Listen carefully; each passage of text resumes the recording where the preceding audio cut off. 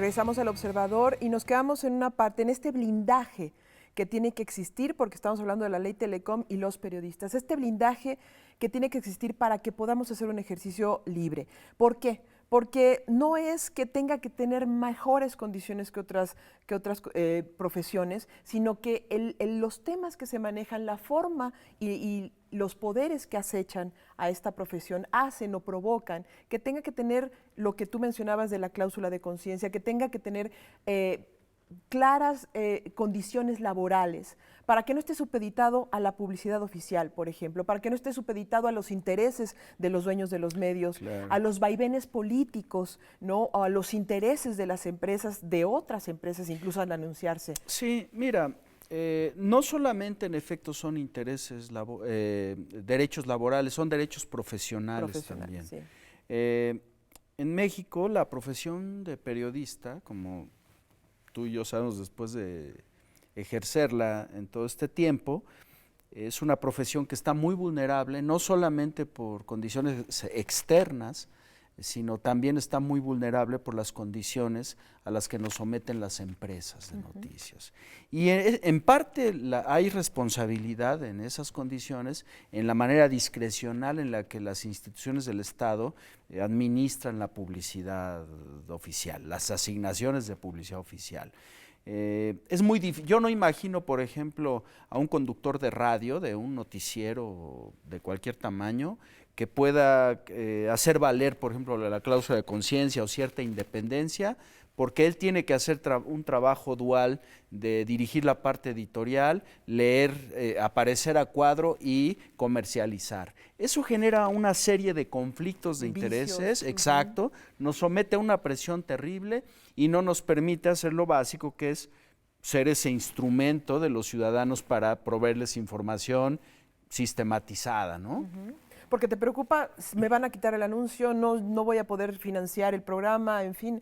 Es un círculo perverso en realidad. O quiero financiarlo mejor, ¿no? Claro, entonces voy a hablar mejor, ¿no? Sí, claro. Además hay muchos ejemplos. Vamos, ¿por qué no?, a escuchar otra nota que es muy específica y muy clara, que habla sobre el tema de la comunicación social, la TALIS, y el tema de los anuncios y en dónde te anuncias. Y estas listas que son extrañas sobre cuánto se destina o no a la información.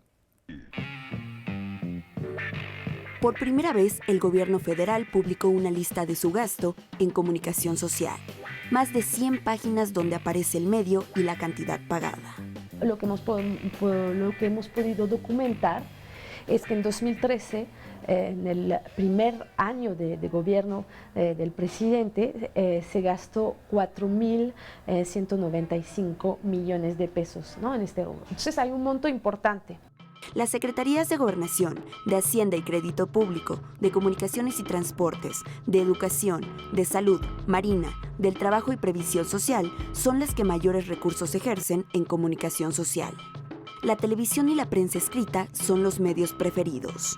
De entre los miles de medios a nivel nacional receptores de publicidad gubernamental, proliferan los blogs y los pasquines. ¿No? Estos medios impresos que realmente no tienen circulación y que no tienen información y que tienen mucha publicidad oficial y que solamente viven por la publicidad oficial. Es una práctica que hemos documentado en varios estados de la República, como el aumento de estos blogs. Un periodista me dijo que se llamaban los Chayo blogs, entonces yo creo que ya es como muy claro. El análisis de la lista no arroja luz sobre los criterios utilizados para el gasto que el gobierno federal hace en comunicación social.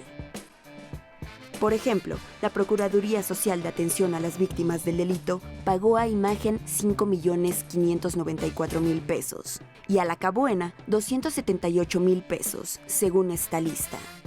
La Secretaría de Turismo pagó a una empresa denominada Limón Publicidad 3.689.000 pesos y a loscabosjournal.com 17.000 pesos.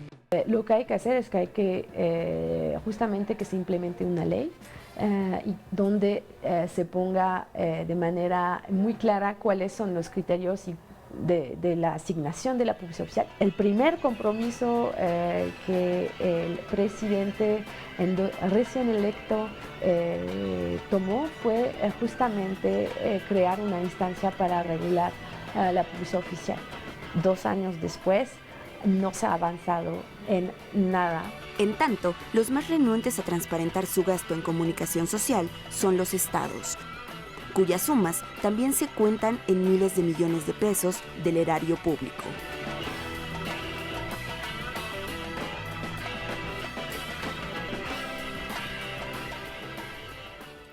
Bueno, tenemos aquí algo muy claro, o sea, ¿a quién se destina? ¿Por qué razones se destina? ¿Por interés realmente público? ¿Se informa? ¿Se difunde información valiosa? ¿Cómo se jerarquiza eso? La ley Telecom tendría que ser como el marco de lanzamiento a esta regulación de Sí, en efecto, volvemos al mismo tema. Es decir, la asignación de publicidad no es que necesariamente sea aviesa, es decir, inconfesable, corrupta, no. Es que es discrecional, no hay normas. Y debo añadir que aquí no solo hay medios, hay periodistas. También. Hay una buena cantidad de periodistas y tampoco digo que eso necesariamente indique que son periodistas corruptos, pero sí indica que otra vez que la publicidad oficial se asigna, por lo menos en el gobierno federal, de manera arbitraria, de manera discrecional y evidentemente con una intención que no es sana para la democracia. Si eso pasa aquí, en las entidades federativas, incluido el DF, es peor, como tú sabes, ¿no? Veracruz, por ejemplo, es un caso muy especial en donde los dueños de periódicos han sido legisladores, sí, han sido funcionarios públicos. General, en el DF mismo, la concentración de publicidad del gobierno del Distrito Federal es terrorífica, sí. O sea, es monopólica, ¿no? Totalmente. Esto nos lleva a una distorsión total, ¿no? Exacto. Y cuando tendríamos que estar viendo en una regulación como esta, el tema de relanzar y recomponer. Había sido una promesa de Enrique Peña Nieto el crear esta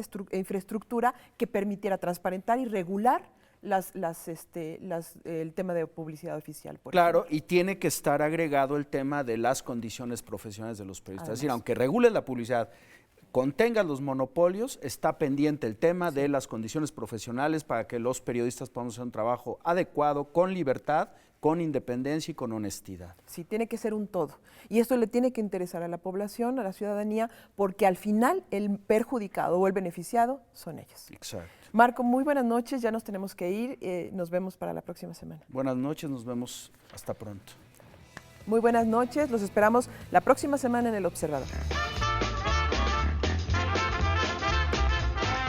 Hablando periodistas, un montón de panzones con caspa en los hombros y agujeros en los pantalones, espiando en las cerraduras, despertando a personas a medianoche para preguntarles qué opinan sobre tal actriz o tal deportista, robándole las fotos a las señoras, fotos de niñas que fueron violadas en el parque. ¿Y para qué? Para que millones de chismosos y mujeres curiosas se entretengan y que al día siguiente alguien tome la primera plana y envuelva un pescado. ¡Ah! No reniegues, Kimberly.